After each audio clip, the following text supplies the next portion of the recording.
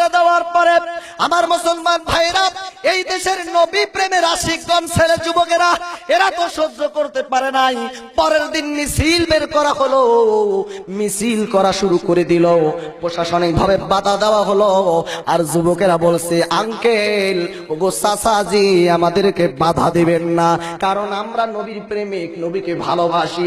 ওই নবীর বিরুদ্ধে কথা বলবে আর আমরা থামবো, এটা হতে পারে? আমাদেরকে থামানোর আগে যেই নির্লজ্জ বেহায়াটা নবীর বিরুদ্ধে কথা বলছে তাকে আগে থামাও, ঠিক না বাঠে? আমার মুসলমান ভাইরা, এক পর্যায়ে বাংলার জমিনে চারজন যুবককে গুলি করে শহীদ করা হলো। কথা বলেন ঠিক কিনা?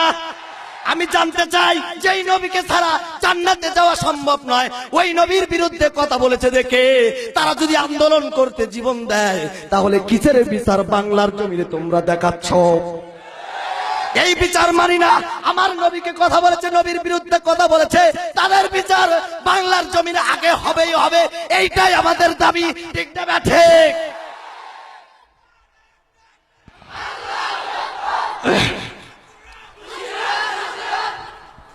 আমার মুসলমান রাগ করতেছেন? কি অপরাধ ছিল? কেন তাদেরকে মারা হলো? দেশে বিচার নেই। আজকে নবীর বিরুদ্ধে কথা বলা হয়, বিচার হয় না। কোরআনের বিরুদ্ধে কথা বলা হয়, বিচার হয় না। ইসলামের বিরুদ্ধে কথা বলা হয়, বিচার হয় না। 40 বছর 45 বছর আগের যুদ্ধ অপরাধীর বিচার হচ্ছে, কিন্তু ধর্ম অপরাধীর বিচার কেন হচ্ছে না? কথা চাই, জবাব চাই, জবাব চাই, ঠিক না বাটে?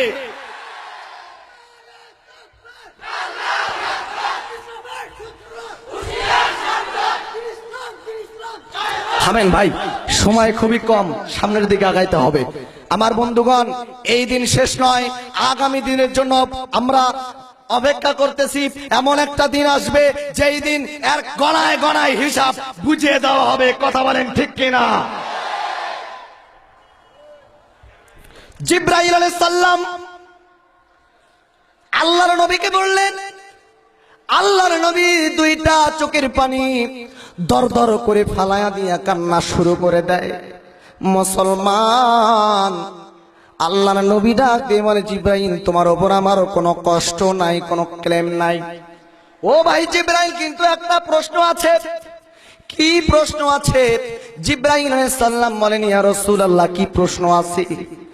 আমার নবী ডাক দিয়ে বলেন, এই দুনিয়াতে তো তুমি 24,000 বার এসেছো, কিন্তু আমি চলে যাওয়ার পর এই দুনিয়ার জমিনে কি তুমি আর কোনোবারের জন্য আসবা কিনা? আল্লাহর নবীর প্রশ্নে জিবরাইল আলাইহিস সালাম জবাব দেয়, ইয়া রাসূলুল্লাহ, ইয়া হাবিবাল্লাহ, আপনি চলে যাওয়ার পরে এই দুনিয়ার জমিনে আমি কমসে কম 10 বার আসবো। কয়বার? 10 বার আসবো। আর 10 বার আসার পরে আমি 10টা জিনিস তুলে নিয়ে যাব। 9 নাম্বার এবং 10 নাম্বার, এই দুইটা জিনিস আমি দুনিয়া থেকে যেই দিন তুলে নিয়ে যাব, সঙ্গে সঙ্গে ইদা জুলজিলাতিল আরদু জিলজালাহা, সেই দিন কিয়ামত হয়ে যাবে। তাহলে কোন 10টা জিনিস শোনার জন্য আমাদের দরকার আছে না নাই? আমার মুসলমান খেয়াল করবেন, এক একটা কি কি জিনিস নিয়ে যাবে পয়েন্ট কোরআন থেকে আলোচনা করলে কমসে কম 1 ঘন্টা সময় লাগবে। এক একটা পয়েন্টে আলোচনা অত দীর্ঘ করার সময় আমার হাতে নেই, খুব খেয়াল করে শুনবেন, মূল কথাগুলো বলতেছি।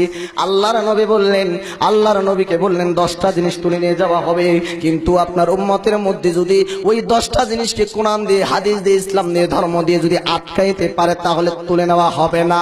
1 নম্বরে আমার আল্লাহ রব্বুল আলামিন দুনিয়া থেকে যে জিনিসটা তুলে নেবেন ওইটা হইল বরকত তুলে নেবেন। কি তুলে নেবেন?